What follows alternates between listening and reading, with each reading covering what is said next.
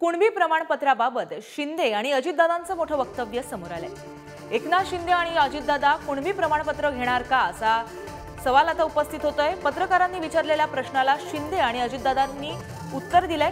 आम्हाला प्रमाणपत्र देण्यापेक्षा गोरगरीब मराठ्यांना प्रमाणपत्र मिळू दे असं वक्तव्य अजितदादांचं यावर आता समोर आलंय।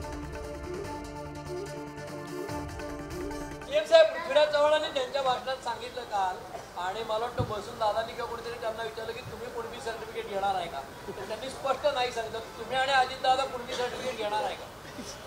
नाही। तुम्ही घेणार आहे का? अरे काय अरे काय महाराष्ट्राला कळावं म्हणून मी आता मुख्यमंत्री मी नाही ऐका मुख्यमंत्री हा सर्व समाजाचा असतो, त्यामुळे मी माझी भूमिका स्पष्ट केलेली आहे आणि जो दाखला माझ्याकडे आहे मराठा म्हणून।